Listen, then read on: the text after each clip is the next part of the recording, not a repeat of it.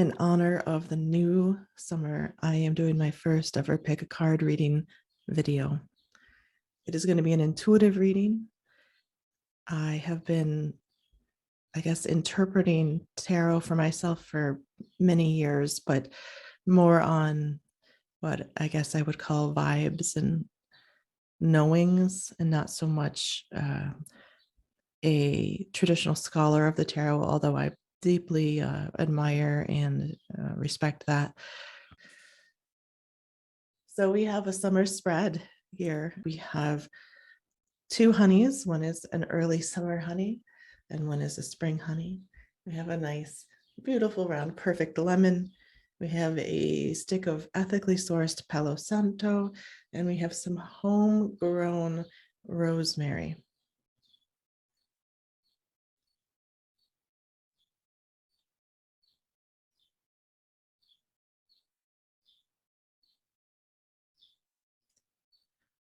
Choose your poison.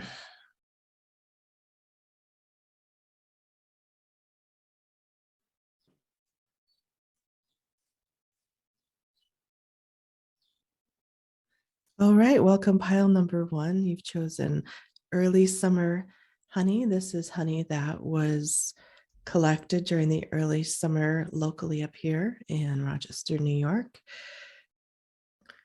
Okay, we got the 5 of Cups.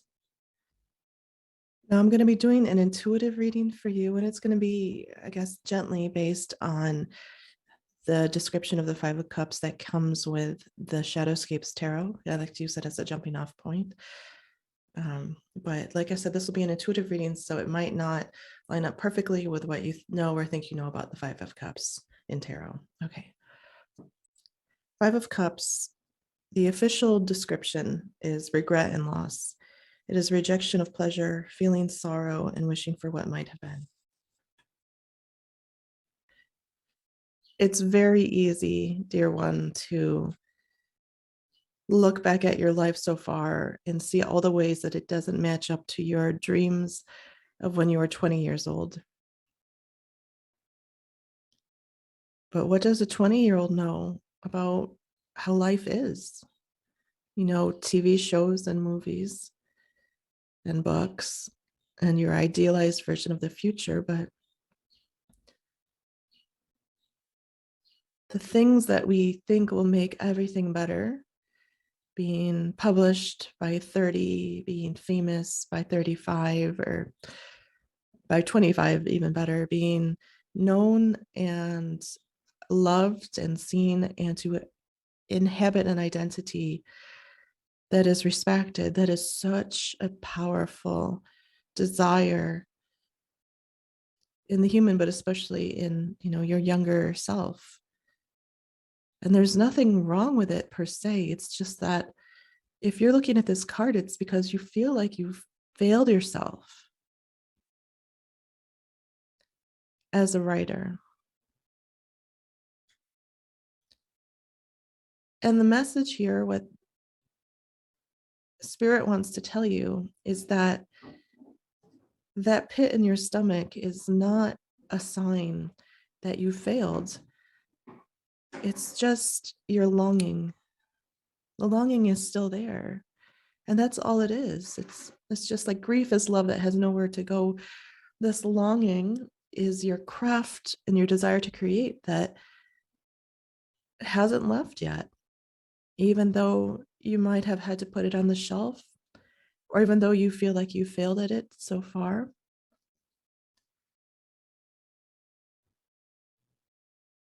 So ask yourself, what is it that stays with you? What is it that you longed for with your whole spirit?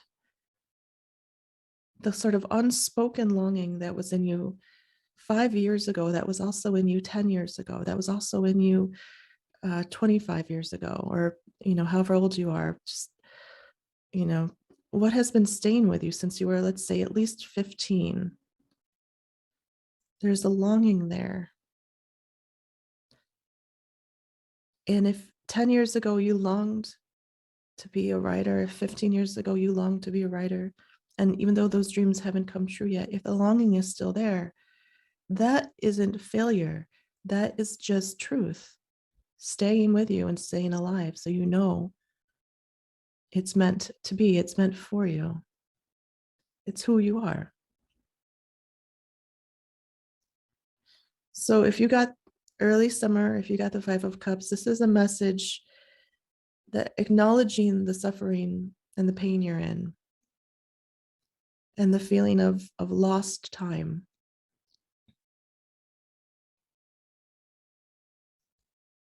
And at the same time, asking you gently to go into this discomfort, this longing, and through it, because it is calling to you. Not about what you didn't do, but about what you still long to do. And that you can trust it. If this is something that's been calling to you again and again and again, and it doesn't stop year in and year out, then you can trust it and keep trying. Try a different genre, try a different workshop, try a different approach, try it from a different chakra. Try getting weird with it, try it with music. I feel like this is becoming like green eggs and ham. Could you on a plane? I feel you. I feel you, honey. I feel you, honey. I do. I'm one in spirit with you, especially in this area. When we have something important to write, it can take a lot longer for our whole being to synthesize what it needs to synthesize to write what we need to write. And let us not forget that we're also living with the moving targets of society constantly shifting. And so therefore the reality we share is constantly shifting. And therefore the messages that are ready to come through are constantly shifting. But also that language itself is being upgraded.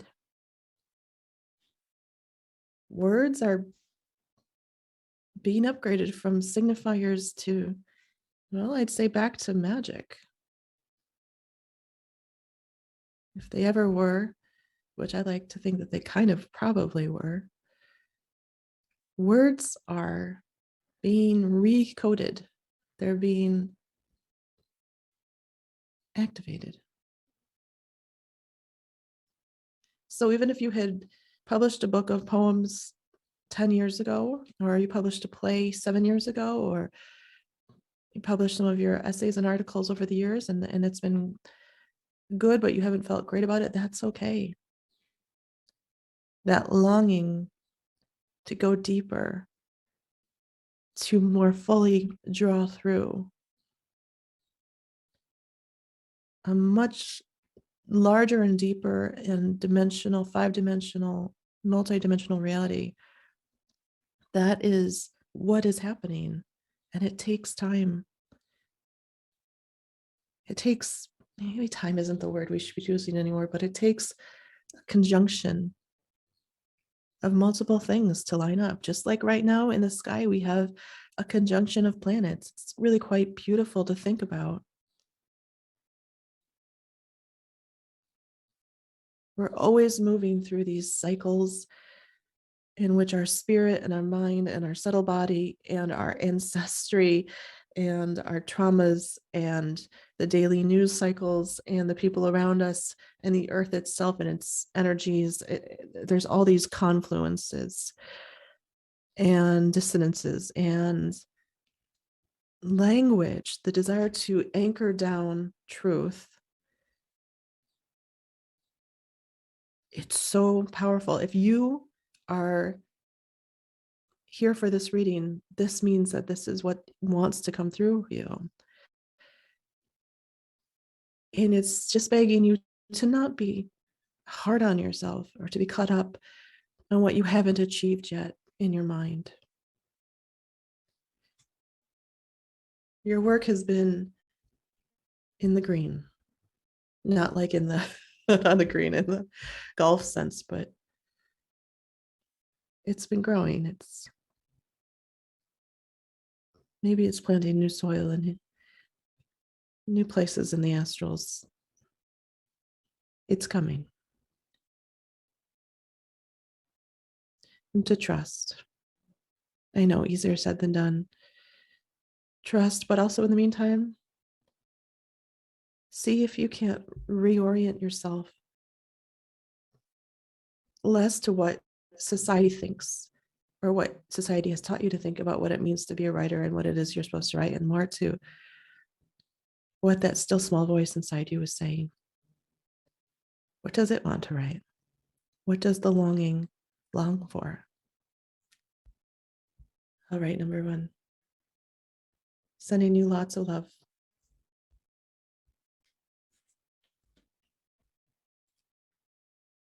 Welcome, deck number two. Lemons. 8 of Pentacles. Oh, she shows up for me a lot lately. She's got some stuff to say. 8 of Pentacles, you are a craftsman or a craftswoman or craftsperson, possessing great patience and attentive to details, seeking knowledge, pursuing a higher understanding, a practical application of intellect and skill to a task. All right. 8 of Pentacles. If you've chosen this card, if you've chosen Senior Lemon, what I'd like to tell you, what Spirit wants to tell you, is just a big round of applause. It just wants to give you a big round of applause. Oh, but really, oh, this is a really nice one. Lots of good energy coming from. Oh, she has been spinning her web. She has been making her art. Oh, and look at these beautiful little stars showing up in her web, these pentacles. To me, they feel almost like portals, portals of light, sites of activation. You've been trying really hard. Oh, my Lord. Spirit shows me how hard you've been trying. And what's good, what's good right now is, oh, it's making something happen. There was a while there where it wasn't so sure. You weren't so sure. But you're starting to see the fruits of your labor because, wow, you have been at it. Again, I just see lots of applause. I feel lots of excitement and wonder and thanks. You are doing the work on the 3D and in the astrals. You're connecting the 5D to the 3D. You're making activations. You're bringing light into this world through what you're making. You're doing it. Now, you might feel like, okay, I have been working very hard and there's a lot going on. How does it all fit together? Or when will I be done? Or is this enough? Or something like that. You're in the middle of process of work and it's finally showing tangible results. What Spirit wants to say to you, my friend, is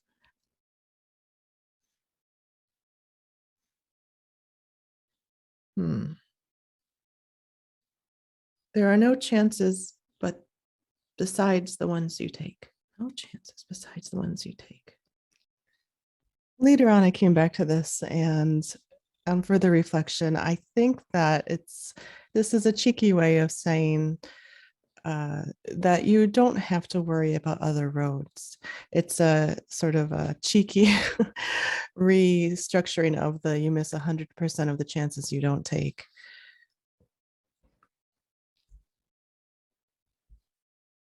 She is making her web out of fine gossamer. You will make your web out of ideas, thoughts, streams of consciousness, eddies of love and guidance. You will find the heart in your writing.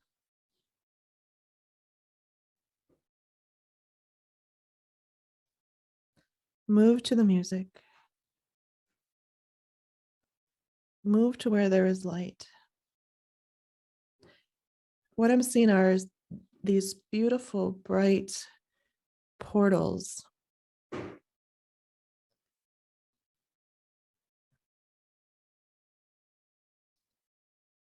These beautiful, bright portals that she has created. And she's made quite a few. She is maybe getting a little tired. Spirit just wants to say, you're doing great.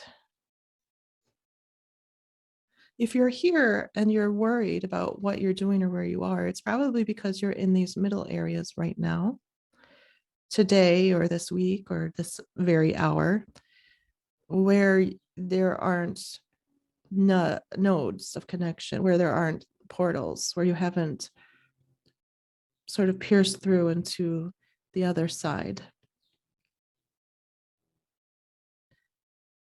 You can spend more time just enjoying what you've already created. Spider is always busy. Spider is always about making and about what's next and planning and getting things ready for next meal, for having babies, basically for spider plans.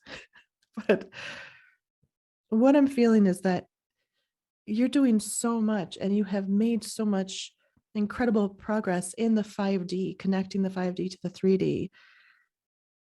And you can just take some time to look at it. And by looking at it, you will increase the beauty and the profundity of your craft, of what you've crafted. It's definitely not saying stop or you're doing too much. It's just saying you're doing beautiful things. You might not see it because you're in, spider mode. Give yourself credit. Give yourself a celebration. You are literally bringing heaven to earth already. If you're not sure about what you're doing or how it all fits together, or if it's enough, that's because you're not, it's because you're over here in the building areas instead of appreciating what you've already built. They say to make a list of the things that you have done just since January 2022 that act as and are activations or portals or reality shifts for yourself and for others.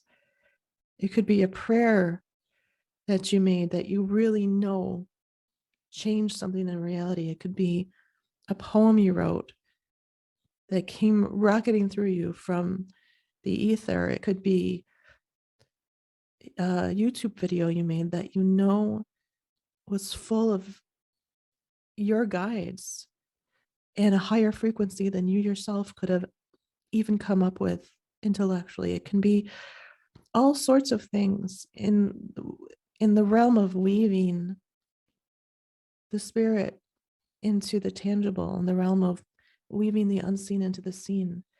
Look at those.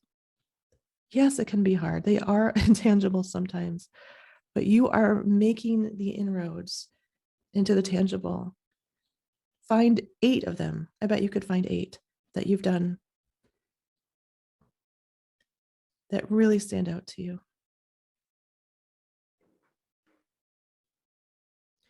And if you focus on those things, they will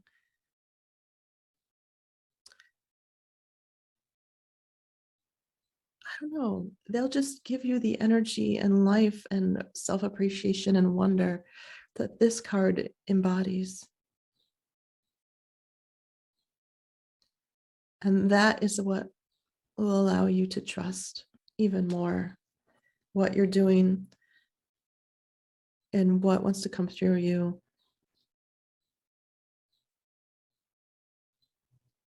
And what is coming through you.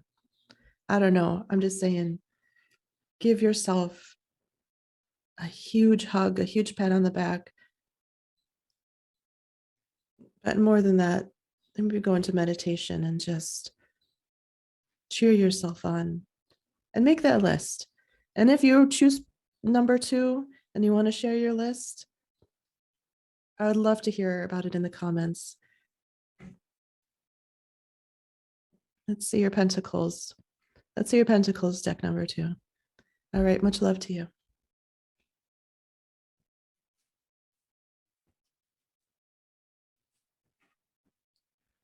Hi, deck number 3. You chose spring. Here we go. Spring, honey. Lovely. Okay. 4 of Wands, but it was reversed. Let's see what wants to come through. 4 of Wands. Celebration, initial successes have brought hope and joy into the air. There is harmony and peace to be had. However, once attained, this prosperity must be maintained as well. Okay.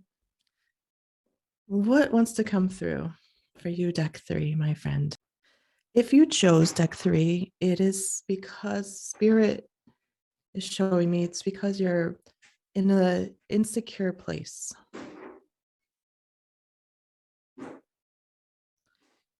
If the meaning of the 4 of Wands in this particular description, in this particular deck, the way that it's summed up is initial achievement that has to be maintained, I would say that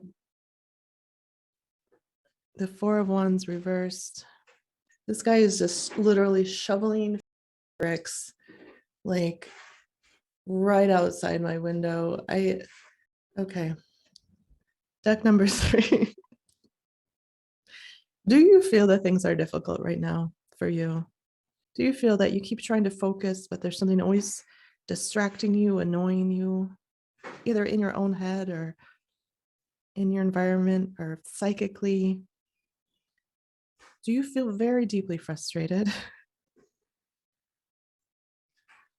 Oh, well, I'm not going to complain now because the guy that's shoveling bricks out there just took his shirt off and it is not terrible. Oh, my mama. Okay, deck 3. Okay, deck 3, this is what's happening during your deck. There are distractions going on all of a sudden, out of the blue. Deck 3, if you're here, hopefully it's because you get my sense of humor and you're here for it. And then maybe that's what I want to tell you is that initial successes have to be maintained. Success is sort of usually something that once you get it going, you can get a momentum, but you have to keep that momentum going. So what does a reversed 4 of Wands mean intuitively for you?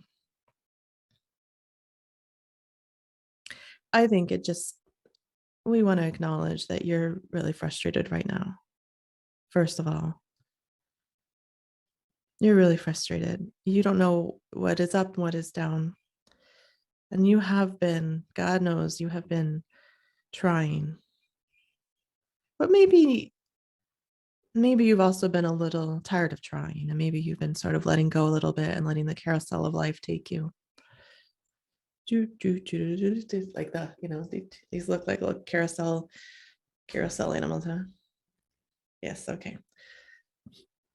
So a little bit of silliness, a little bit of throwing my hands up, a little bit of eye rolling, a little bit of, what the F, like a little bit of laughing at how ridiculous it can be sometimes when you're trying to make something happen in life and it's just like a carousel of things getting in the way.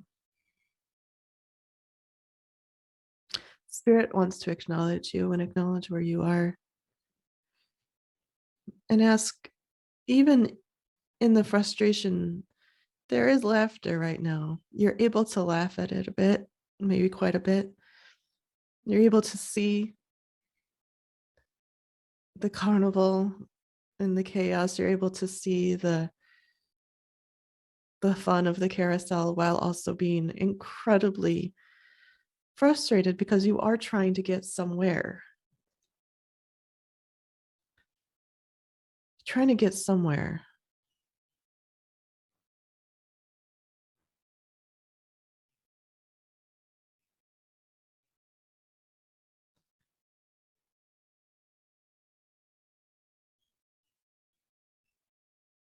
Frustration is such a good teacher.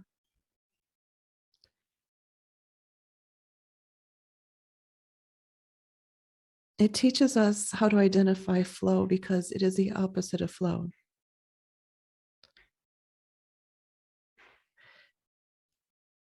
I've noticed recently in my dreams how long and how many years my dreams have been characterized by stops and starts, by trying to achieve something, and then there's always some obstacle in the way. This isn't just me, this is the fundamental narrative of all our stories, right? You have a character who is trying to achieve something, and there's obstacles in the way. And those obstacles and the way the character deals with those obstacles is what makes the story. It's satisfying to the mind. It's how we learn. We learn from our stories, we learn from others people, we learn from other people's stories. But flow has to be in there too.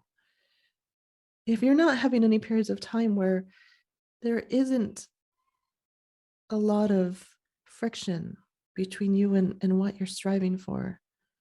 I had a dream that I was a good ice skater, which I'm not in life, but in my dream I was, and I remember there was like this feeling of gliding, gliding, gliding, gliding, and the power to that, and how it wasn't just like a power of the body, but it was a power of will, being able to go to what it wants.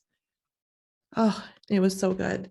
And because the dream felt so good, I was able to contrast it with how much of my life feels the opposite, that I'm in an upside down carousel that's moving without my permission. Every time I'm trying to write or do something, there's something that's some jangling thing getting in the way. There's some, you know, someone shoveling rocks outside my window. There's uh, all sorts of distractions in it. If you are a sixth sensory person, oh my goodness, it's a whole different level of distraction. If you have ADD or ADHD, it's a whole different level. But, it's not about comparing, who has it worse, who has it better. If you're here, it's because you're having trouble focusing and you're very frustrated and you're being distracted. And it might be external, it might be internal, like you just have a very busy mind. It might be psychic, collective. I have been playing around with the idea that maybe ADHD, at least for some people, is activated by just being so freaking psychic, and you are just hearing so many different thoughts, you're feeling so many different emotions and perceptions, and beliefs are just passing through you and they're not yours. And it's hard to know what is and what isn't, but it doesn't really matter, right? Because you're still being drowned by everything that isn't your will.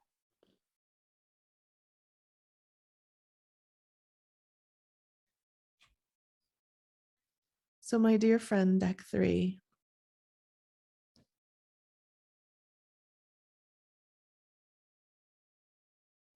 they're telling me that just beginning to slow down for this one moment that you're here with me and with this deck and with this card and with spirit, and acknowledging how deep the frustration goes, how much you've been trying, how much effort feels wasted and stymied. If you need to, you can cry, you can let it out, you can scream, punch a pillow, go to a smash room. Oh, girl, I love a smash room. It is okay and natural to feel incredibly frustrated right now in the situation that you're in. Just know that there's sort of tangles underneath it that you are being taught to untangle energetically. You're being shown where you've got some of your legs stuck in the mud, where you've got some of your mind to open, where you've got some of your boundaries too loose, where you've got to also train your mind more And I know you've tried, but just to keep at it, training your mind again and again to come back into your being and to anchor into who you really are instead of looking everywhere and letting all this noise around you overwhelm your own voice. And yes, I will also say this isn't your fault that you're here right now. This is also environmental. There is something going on. And I say environmental might not be in your home, it just might be in the grid that you're processing, that you're transmuting right now. It just might be in your evolution. No one wants to be stuck. No one likes to be stuck, especially when they want to be leaping, especially when they're stuck, but there's a lot of stuff happening, but it's happening all around them. And it's making it hard to skate.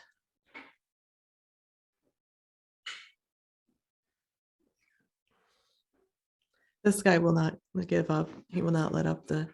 It's very difficult. Actually, I'm not even joking. It looks like a hot job of throwing rocks into a truck. It's definitely some kind of landscaping 101 job. And, he's got to move those rocks.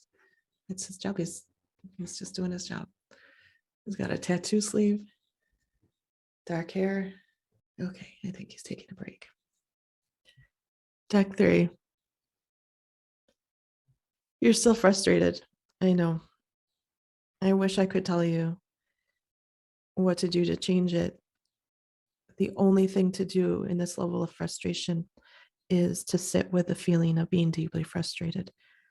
See if you can pull it up from your bowels. I feel like it's a sacral chakra thing. Maybe root chakra too. You're being stymied. I don't think it's intentional. There's just a lot going on.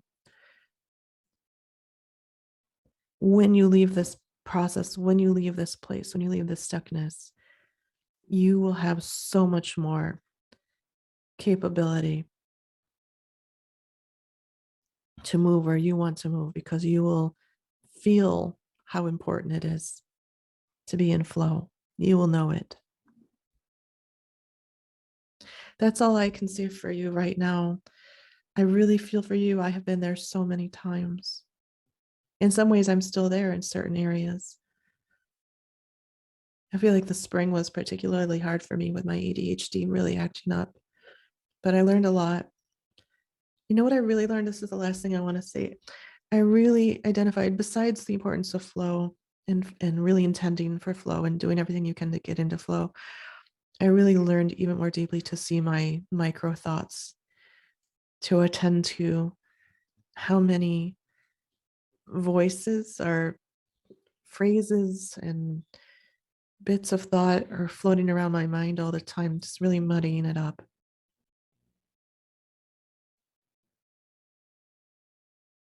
Give yourself some space and some time. Get out in nature. And yes, beneath frustration is anger. Feel that anger. Like I said, do what you need to do to get it out. You're here to do things, not to be the puppet of other people's energies. You're here to follow your will and to be free, not to be stuck upside down in someone else's carousel. Okay? It makes sense that you're angry and frustrated. And I also, again, want to compliment you on being awesome and really funny about stuff too. And hopefully I didn't offend you with my uh, appreciation of the male form here. Okay, sending lots of love.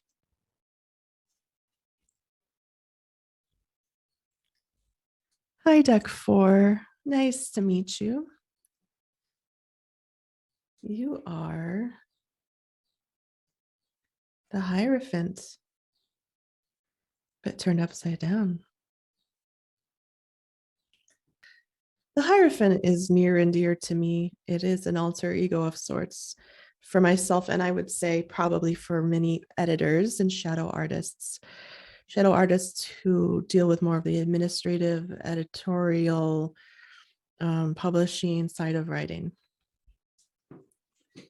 But just in case, to put it really clearly, according to our Shadowscapes Tarot, the definition here is the Hierophant's roots reach deep, entwined around secrets and traditions and the ages. He believes in ritual and ceremony, in pursuing knowledge and deeper meaning, and in the rigidity of a belief system. Ooh. He is the teacher who can help unravel mysteries. He's sort of an interesting guy, right? The Hierophant. He is rigid and he likes rigid rules and belief systems, but he's also there to help you find and unravel the mysteries. An interesting guy.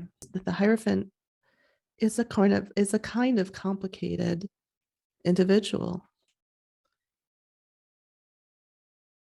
And I feel like I've been doing this for many, many years myself as an editor, trying to codify, for at least for myself, the rules of writing, the rules of course, of making writing better, the rules of editing. And he also has these branches, this beautiful yellow leaves, and he's the holder of many mysteries. You can think of him as maybe someone at the gate of a mystery school. There's a reason why higher levels or deeper levels of knowing used to be protected. In the mystery schools of the past, you couldn't get to stage 5 until you'd passed stage 4. You couldn't work with this teacher until you'd worked with another teacher. There's a reason that we learn things in a particular order, at least in the past we did. But now we live in this very interesting cacophony of information, this sort of postmodern spiritual moment where you have access to so many teachings and so many spiritual mysteries. At least you have access to the description of them, or an explanation of them. But that, of course, we all know does not mean that we actually have access to the mystery itself. That comes very differently.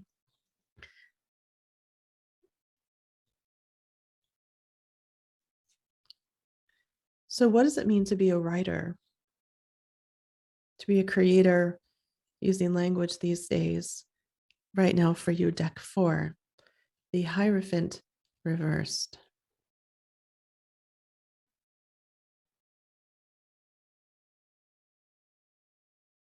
Well, this is very interesting. Okay, so this is what I'm seeing. The Hierophant reversed now has his roots in the sky. Or I would say like his leaves are now what is touching the earth, and his roots are now tangled up into the sky. He's a serious guy. You have a side of you that's very, very serious. Maybe even a little wizened like a tree. And you want answers. And you want to know. And you want things to make sense. And you want these mysteries. And you are perfectly happy to do the work. And hell, you love it. You love the research. You love getting deep. You love it. You love the old things, the old books, the ideas that have stood the test of time and their complexities. It's delicious to you. That's beautiful. It's so delicious to you. And yet we are living in a moment where reality is shifting so quickly that how we pull the deep past into the present, or how we pull culture into the present, like the culture of the past, the knowledge of the past into the present, is complicated. It's new, it's different, it's unknown in many ways. It's unknown. It's a mystery still. These mysteries of the past are beautiful and protected, but they're dense. We're moving into a time of much less density. I wonder, deck 4, if you are being asked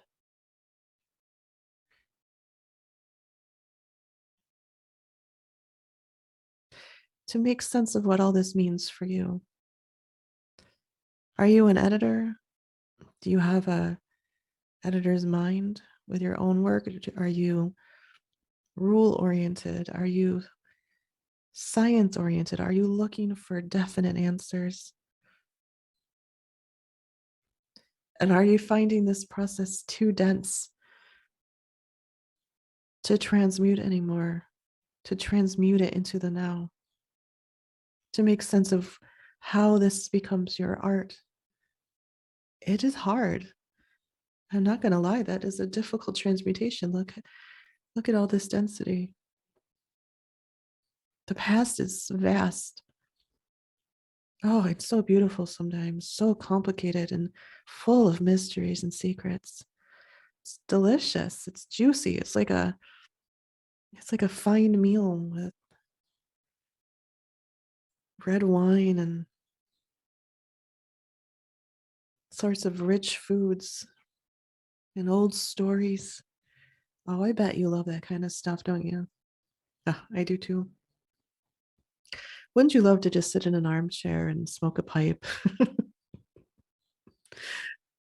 and hear a story, or better yet, tell a story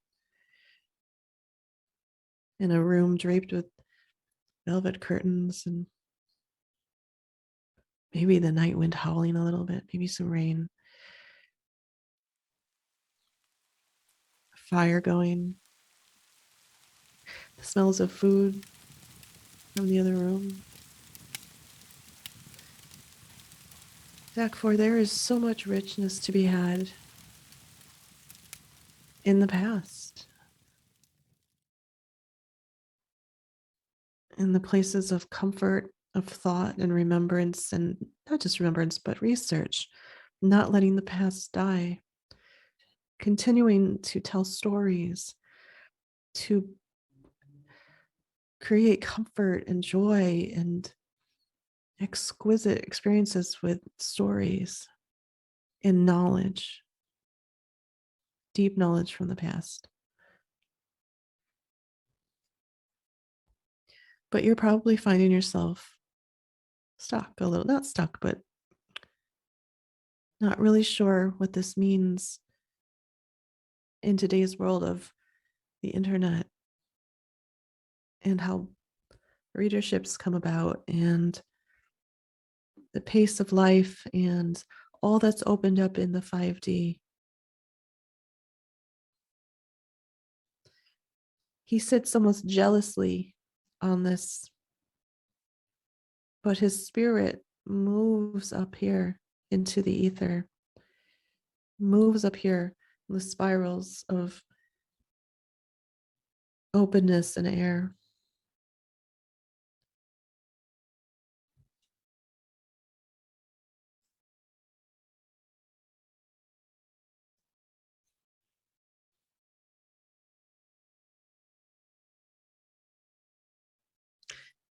Hierophant deck 4, reversed. I'm just going to say what Spirit's saying to me. Spirit is asking you to please chill out. I would never say that. It does not. That is what Spirit is saying. Please chill out.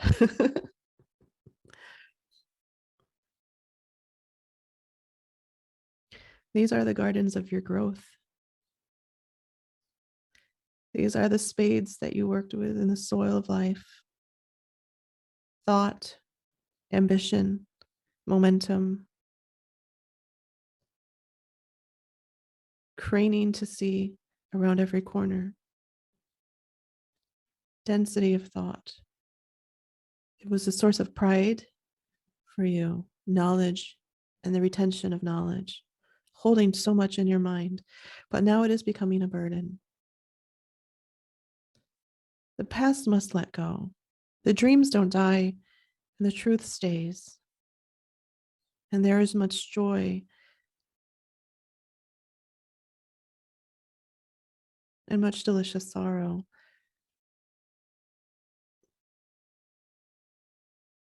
in presenting the poems of the past to the future. Reaching deep. You're trying to not let things be lost.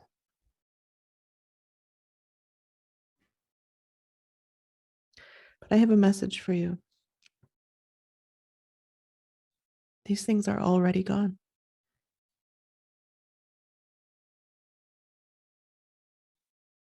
The past is undoing itself and changing in order to shape itself more in concert with the future. You can feel it. I know you can feel it all loosening in you. The things you thought were true, the things you thought were right, the ways of doing things that you thought were accurate and what's the word? Honorable.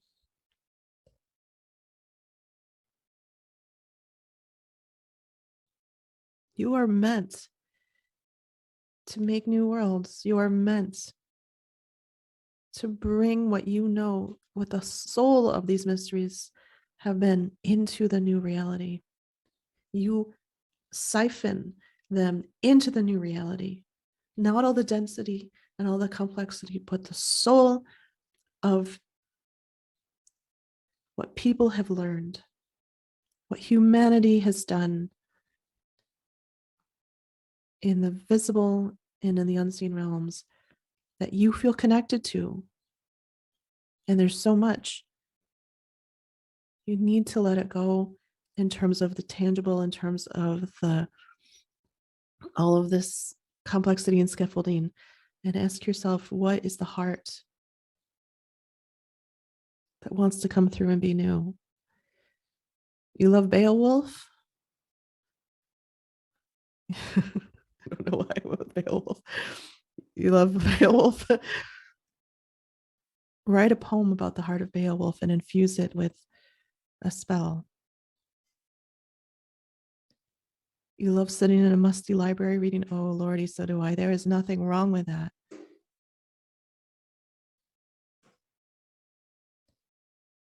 But you have been turned upside down. These things, it's almost like they need to be transmuted. And like I said in the beginning, it's not very easy.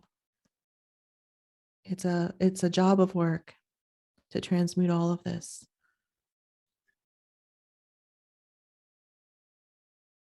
Transmuting the past into the future, transmuting the mystery schools into the new, more universal understanding. I'm trying to get a sense of if this is your work and what your soul actually wants to do, or if your soul is saying, please, for the love of God, stop. Ask yourself, I guess that's much better. Is this what you want to be doing? Or is your soul asking you, please, for the love of God, stop? I need a break. And if you were to take a break, what would happen? Would all the mysteries be lost? No. And if you were to keep going, what would happen? Would you use up all of your energy trying to do this work? Would you take something from yourself? Spirit says to activate and it'll go faster. Activate, activate, activate.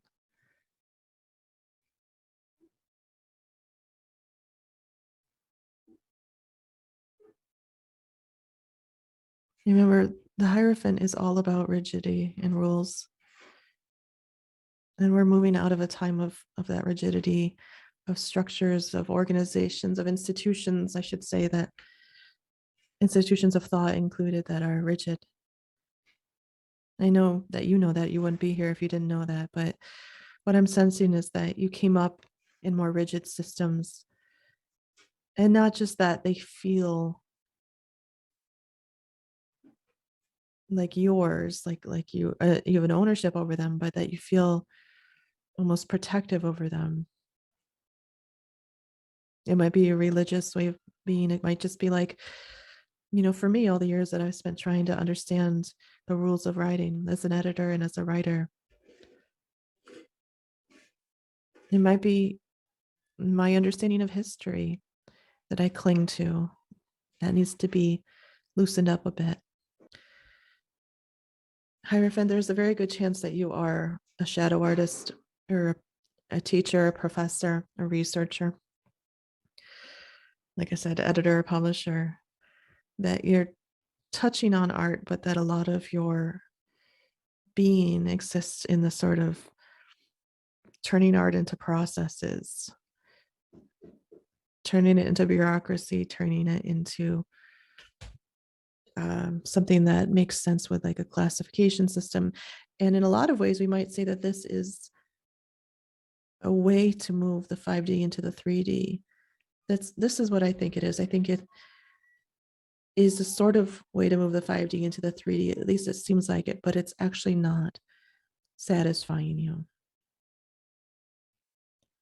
because there's something laborious about it and you're tired. And maybe you're tired of being the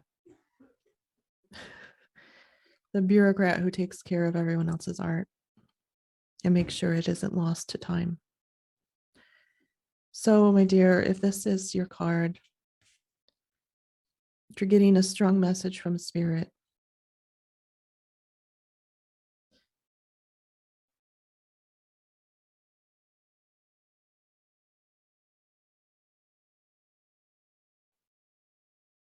say keep what you find delicious about the old ways. Keep what you find delicious about tradition. Keep what you find nourishing about systems of thought, certain systems of thought and ritual. But know that you're not here just to be a workhorse for other people's spirits. There's going to be a way to transmute and transform through all of this into the person you actually are here to be, a freer, untethered version of this old tree.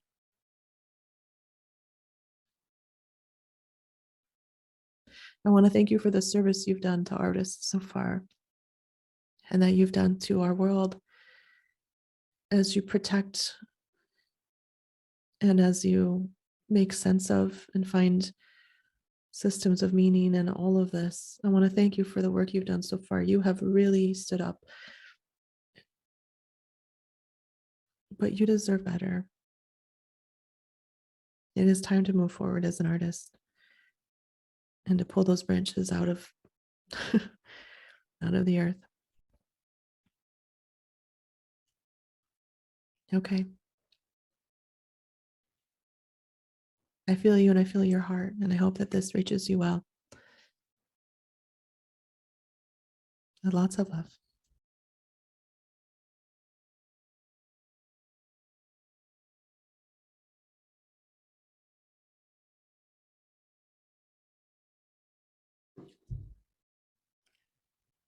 Hi, deck 5. Hello, hello, hello. All right, deck 5, you chose Rosemary. Oh, smells good. Okay. Well, my friend, we have the devil. I think you probably know if you're here that the devil is, well, the devil is those things that bedevil you. But let's dig in a little bit deeper because it can be all sorts of other things too. Okay, so the devil, according to our Shadowscapes tarot, the official definition in this book is losing independence, addictions and enslavement, caught up in the material realm. I cannot catch a break out here today. All of a sudden, we have an ice cream guy going by. It's ridiculous. These are the things that bedevil me. Okay. Overindulgence, choosing to stay in the dark. I don't know. I think it's kind of funny that as soon as I started reading your card, an ice cream truck came by playing okay, now it's playing The Entertainer. Okay. Choosing to stay in the dark, pleasures, lust, and desire, feeling hopelessness, close in and limit the options. Oh, the devil. Okay. Oh, ye old devil. Oh, what a card. Okay, so the devil in this card has a heart caught in the web between his hands. I'm assuming it's the heart of the poor person, the poor woman who's chained up down here.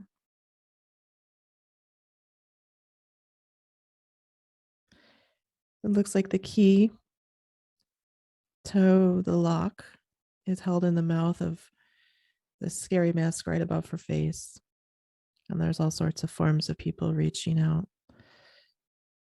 birds flying away with people and with things. It's, you know, it's those feelings that we've all had at some point of hopelessness, of being at the mercy of a cruel world, of a cruel fate, having something have our heart, something dark in our heart, having our heart in something dark. The devil has come up for me for about 10 years now in readings. Almost always for me, it seems to be about my addictions.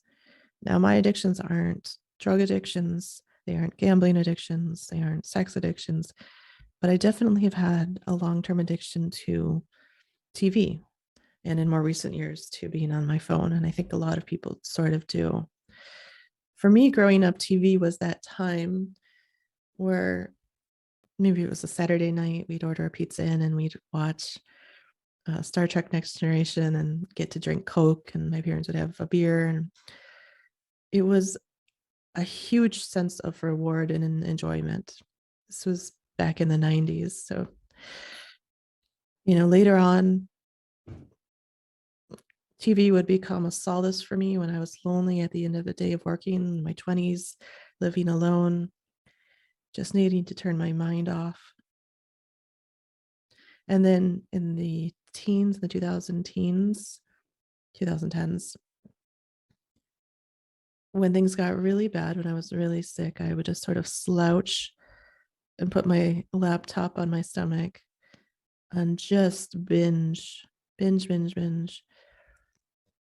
Oh, it could have been anything. It could have been, old Buffy the Vampire Slayers. It could have been uh, Parks and Rec, Sabrina the Teenage Witch. It could have been anything that I was into at that moment. And it was such a sort of a cold solace. At first, it was distracting, but eventually, it couldn't hold my attention and I'd start to feel anxious and depressed again. Now, I bring this up because I wouldn't bring it up, I don't think, if I thought it was just me. I believe that if you've pulled this card to your deck 5, that you're struggling with something and it's in your heart. And it's so dark and heavy. It's heavy, maybe more than dark. Maybe there's some darkness in it, but it's the darkness of despair.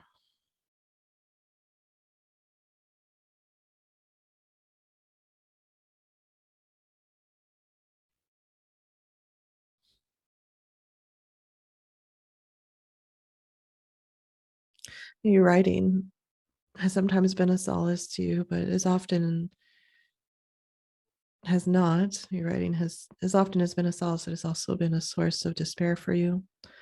The feeling that it just isn't helping because you want something.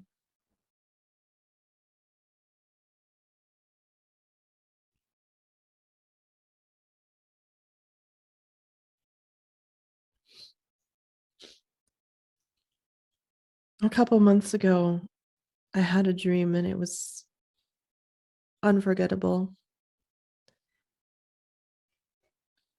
I was definitely being shown an allegory for what's next for me. And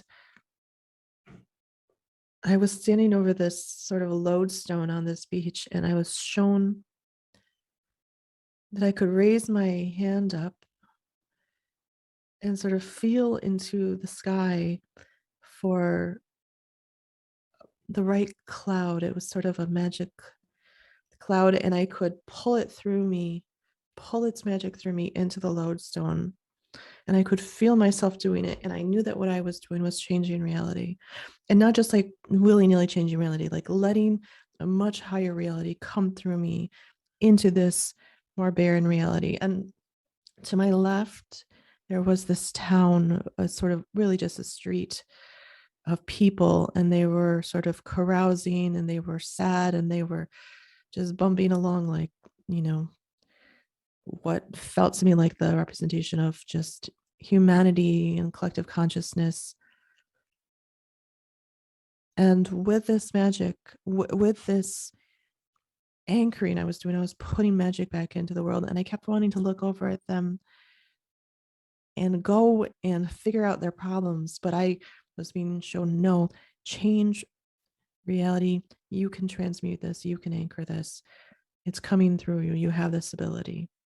You just have to make sure, you know, you can feel, choose the right cloud. It has to come through you. You can't just like force this, you know. And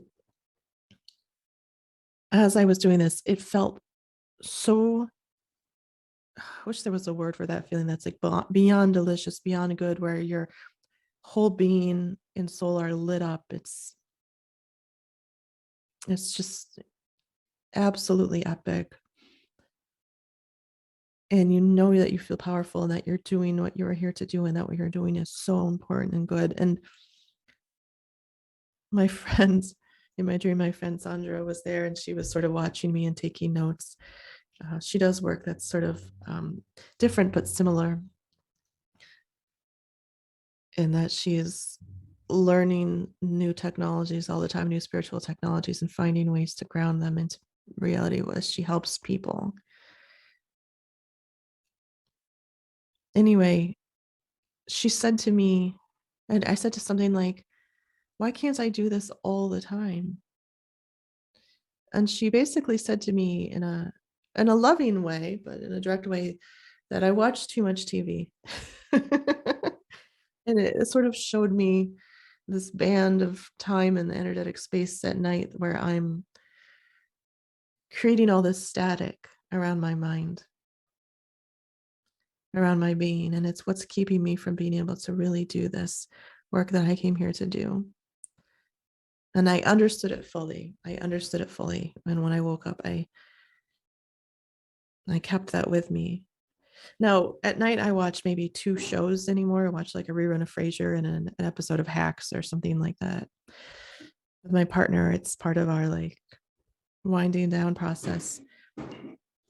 I don't think the evening TV is really the problem anymore. I think it's representative, that TV in the dream was representative of all the ways that I am on letting a screen create static in my field and get in the way of my mind. My addiction now is not so much to TV, but to being on my phone, in other words. And I'm sure a lot of you can understand that. This is just my story. But what I'm getting is that the devil here that you've chosen, there is something that is bedeviling your mind. It keeps you in a trance, it keeps you in a mental prison. I'm not getting a sense of drug addiction or addiction to cigarettes or addiction to things in the physical realm so much for you, that are the problem. It's maybe to it's to something that's more mental, more air based, more, like I said, a screen, or maybe a belief system, or maybe a certain relationship, a relationship to an institution, something mental.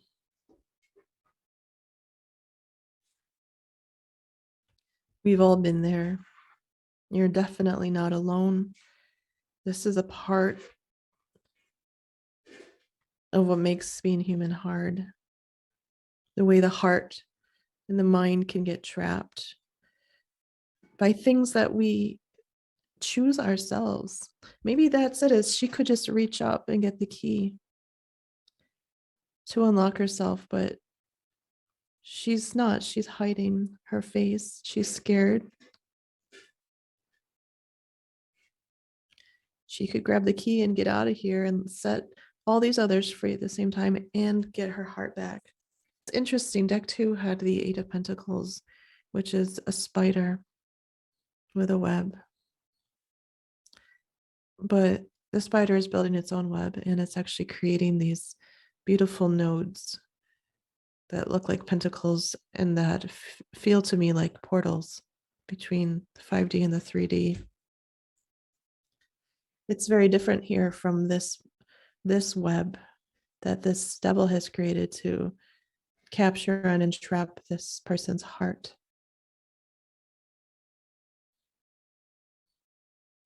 Webs can be good. They can be, and they are in many ways, the stuff of craft. They are what pulls ideas and words together. They are, the symbol, the spider and her weaving are in many ways the symbol of the craftsperson, the artist. What has your art, what has your craft done to make you feel stuck? The devil sounds scary, but it's a part of being human. It's to deal with and countenance despair and destruction, and maybe specifically the ways in which we are the author of our own despair and of our own destruction. Not our own destruction, but our own sense of destruction. One of the important things about this is that she's in some ways dreaming all of this. She can leave this reality. Easier said than done, but she can. She's not actually a prisoner, because the devil isn't this external source. It is, or this external being. It is the manifestation, or maybe it's an energy that does exist. The energy of despair and addiction. Something that is dancing on her, right? Holding her heart in its webbed clawed, in its clawed hands between a web.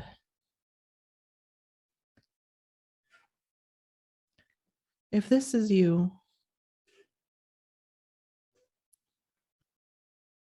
and this is your heart, what Spirit wants to say is not to be afraid. The devil is only scary because we are afraid of it. And because we're afraid of it, we give it its power, right? These are not your terms with life. They are someone else's terms. They were given to you in a frenzy of thought. You did not ask for them.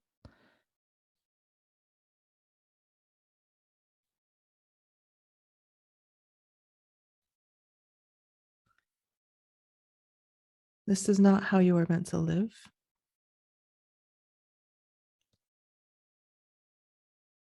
Very often the devil, these things that are being represented by the devil arrive. Depression, anxiety, despair, the feeling that there's something overriding our light and our will and just dancing on our head. This feels to me like the collective, like Twitter, all the anger and vitriol and fear. And I open myself up to it.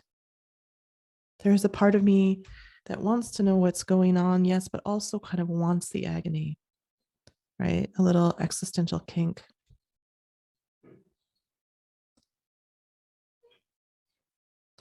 This is messy suffering, dirty suffering. There's suffering that's clean, in which we actually feel the pain of something going on in ourselves and or in others. And then there's all of this dirty suffering that's full of half thoughts and ideas and fears and what ifs. There is a space for you to do your work, your light work, your transmutation, whatever that is for you in your writing, we'll say, in your creations. And then there is an area in your psyche where the cacophony of the collective is happening. And somehow, at least for part of the day, you're letting this cacophony get up in your brain. And when it's doing so, it's got your heart. It's got your heart. And it's got you down here in fetal position. And you feel chained up. This feeling is a feeling I've had recent stuff that's going on with Roe v. Wade. It can feel like, oh my God, or during the Trump years, for me anyway, and for a lot of us, it just that there was so much vitriol out there. And it was like, I felt like I had to go like this energetically almost all the time. And that this was the world, the sort of horrible world, like dancing over my cage. And yet,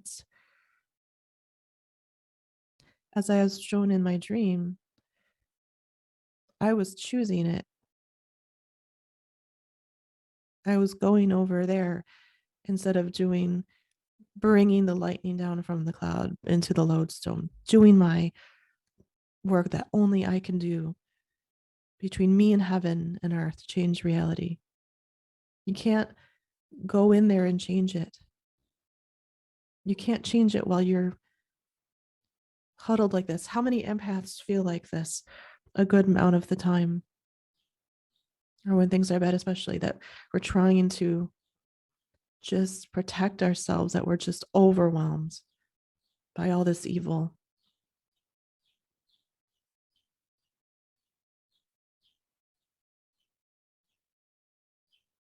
The devil is fascinating, and the devil's a good character for writing. And writers, this is a part of it for us. Part of it is seeking and seeing the darkness, the pain, the parts that are constricted, the parts that are destructive, the parts that are trying to keep us imprisoned. It's all fodder for your writing. It doesn't have to be a black and white, good and bad sort of thing.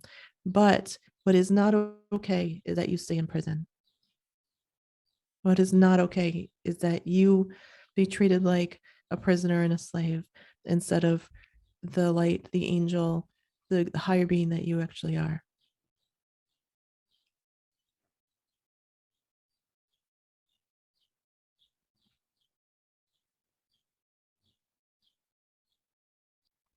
The devil, like I said, in my intuitive reading of this, is thought. And thought has trapped your heart. The mental space has trapped your heart and imprisoned you. And again, this mental space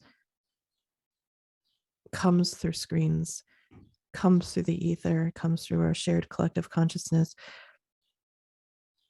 It does not have to be the boss of you. Easier said than done, I know. I've been there many, many, many times. And depression, anxiety, and overwhelm, and that sort of way that empaths get just emotionally screwed, and again and again and again until they shift. But I would say, ask yourself about this heart that is being held, imprisoned itself by thought, by negative thought, by the negative thoughts of others. Who do you want to be? And have pity, have compassion for her. She invented this devil. She invented him. She invented this cage. She invented this mask holding the key.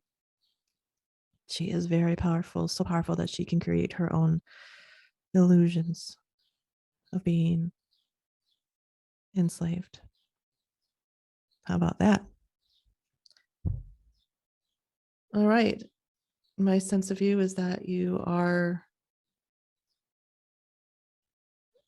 struggling, but you're a fighter. You're struggling probably because you're trying to make sense of some things in the world right now.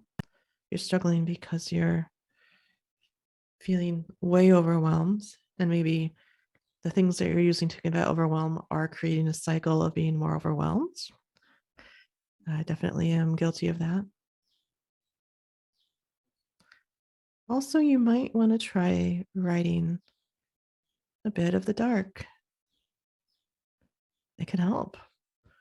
Write a short story darker than you would normally go. Write a poem about this card, about this devil. Write a poem as the devil. Be the devil. Devil's POV. What does the devil want? Devil wants to dance. Devil wants to be in charge. Devil wants to be mean. That's okay. Can this be integrated into a whole person so that both are free?